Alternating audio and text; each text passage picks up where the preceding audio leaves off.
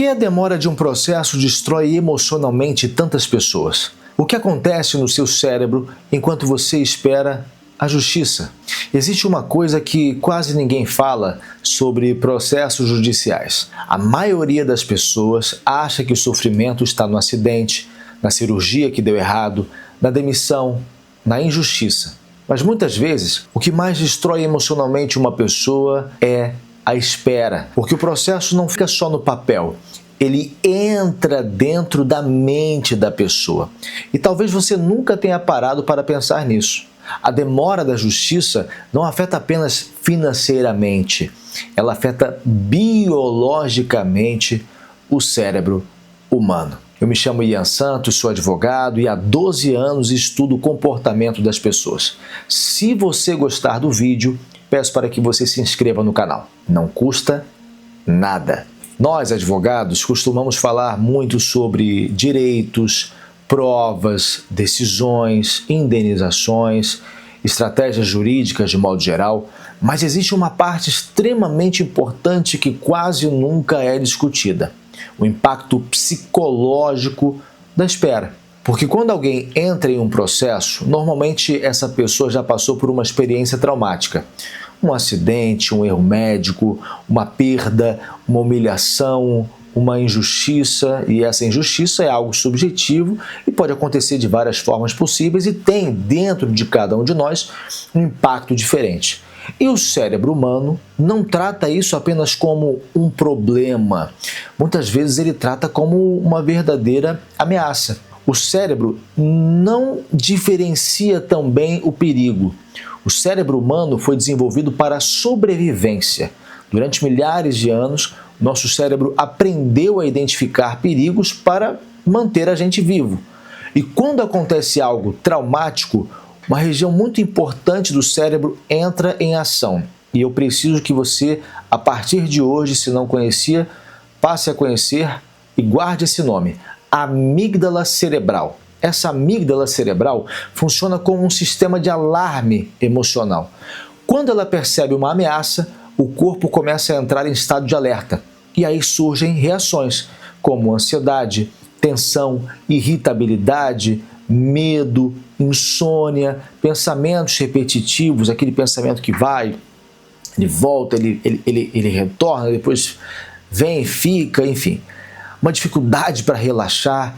Isso acontece porque o cérebro entende: existe algo errado, a gente precisa se proteger. E qual é a demora em se tratando de processo? Quando o problema continua sem solução, o cérebro muitas vezes entende que o perigo ainda não acabou. E o processo judicial faz exatamente isso, porque o processo mantém o problema emocionalmente vivo. Cada movimentação, cada audiência, cada perícia, cada demora, cada expectativa, tudo isso faz o cérebro revisitar o trauma. É como se ele dissesse: ainda não estamos seguros. Isso gera a incerteza, e incerteza consome o ser humano.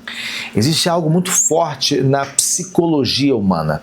O ser humano consegue lidar melhor com uma dor definida do que com uma incerteza prolongada, porque o cérebro odeia a falta de controle. E o que você mais tem dentro de um processo é a falta de controle, quanto ao tempo que ele vai durar e principalmente quanto ao resultado. Nosso cérebro tenta prever o futuro o tempo inteiro, só que num processo judicial ninguém consegue prever exatamente quando ele vai terminar, qual vai ser a decisão, quanto tempo falta para terminar, se vai ganhar, se vai perder, se a vida vai voltar ao normal. Essa incerteza desgasta profundamente a mente e o corpo começa a sofrer. Quando o cérebro permanece muito tempo em estado de alerta, o corpo começa a produzir constantemente hormônios ligados ao estresse, principalmente o cortisol. O cortisol é importante para a sobrevivência, porque ele ajuda o corpo a reagir ao perigo. Quando ele permanece muito alto por muito tempo, ele começa a desgastar a pessoa emocionalmente. E é aí que muitos clientes começam a sentir cansaço constante, ansiedade, dificuldade de concentração no trabalho, irritação, desânimo, uma sensação de exaustão, uma dificuldade para dormir. Como essa sensação de preocupação ela não cessa nunca, então o corpo nunca tem tempo para poder se recuperar da sensação anterior. E muitas vezes essas pessoas nem percebem que parte disso está relacionada ao desgaste emocional do processo. Como eu falei no começo, o processo entra na vida da pessoa e existe algo ainda mais profundo. Sem perceber, muitas pessoas começam a organizar emocionalmente a própria vida ao redor do processo. Elas pensam, quando isso acabar, eu volto a viver. Quando sair essa decisão, eu vou respirar. Quando eu receber isso, a minha vida começa. E o problema vira uma âncora mental. O processo se torna um problema e vira uma âncora. A mente da pessoa começa a ficar presa emocionalmente a um determinado acontecimento, que ela não sabe quando vai acontecer nem se vai acontecer, como ela gostaria. Outro fator a ser considerado é a hipervigilância. Na psicologia existe um estado chamado hipervigilância, quando o cérebro permanece procurando sinais de ameaça o tempo inteiro. Por isso, tantas pessoas acompanham compulsivamente o processo, é aquele cliente que olha as movimentações o tempo todo, que mesmo o advogado dizendo que não há nada novo, ela 2 dias depois manda mensagem perguntando se tem alguma coisa diferente. Elas criam expectativa em qualquer ligação, ficam ansiosas quando o advogado manda mensagem, entram em desespero quando o processo fica parado. Muitas vezes elas acham que estão exagerando, mas não. O cérebro delas está tentando recuperar o controle. E soma-se a tudo isso a dor da injustiça. Talvez uma das coisas que mais machuquem o ser humano seja a sensação de injustiça. Quando alguém sofre algo grave e mesmo assim precisa esperar anos por uma resposta, o cérebro interpreta aquilo como uma continuação da violência emocional, principalmente em casos como erro médico, acidentes que deixam a pessoa incapacitada, acidentes de trabalho, acidentes de toda ordem, humilhações, danos morais, abandono, perdas severas, porque a pessoa não quer apenas dinheiro, ela quer validação, ela quer ouvir você realmente sofreu uma injustiça. E aí entra o cuidado do advogado, porque ele não tem que falar o que a pessoa quer ouvir, senão dizer aquilo que ela precisa ouvir. Mas claro, se você compreende o perfil dela, o histórico dela, a maneira como ela lida com a vida consigo própria, fica mais fácil de você falar a verdade de um jeito adequado. Algumas pessoas, elas passaram por um verdadeiro trauma. Um trauma que originou aquele interesse em ajuizar uma ação. E um trauma é capaz de mudar a identidade a depender do caso. Ele não muda apenas a rotina da pessoa, muda a própria identidade dela. De novo, um trabalhador que perde a capacidade de trabalhar, ele não perde apenas a renda. Muitas vezes ele vai perder a autoestima, a independência, o propósito, a sensação de utilidade. Semana passada eu atendi uma moça que perdeu a ponta do dedo.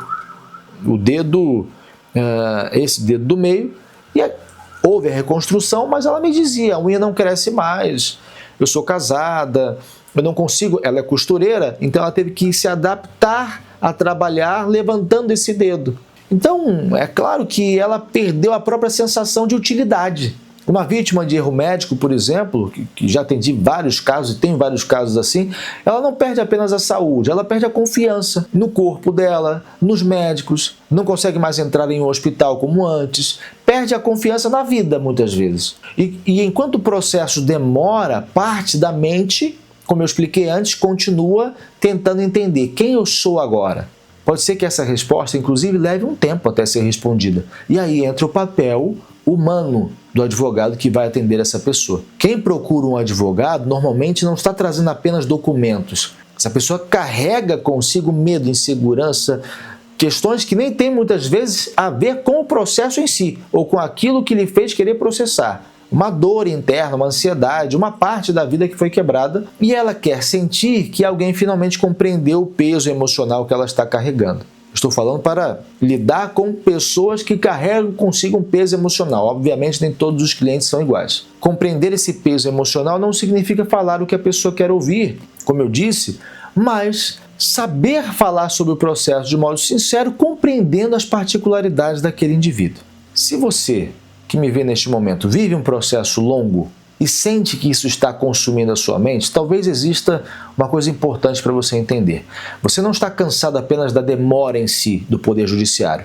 O seu cérebro provavelmente está há muito tempo tentando sair de um estado contínuo de ameaça emocional, e isso desgasta profundamente qualquer ser humano.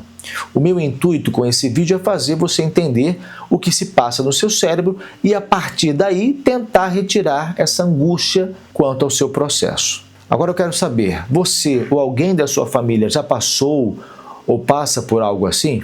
Deixe o seu comentário e, se você preferir, fale comigo por meio dos contatos da descrição do vídeo. Até a próxima! Pare de sofrer sozinho.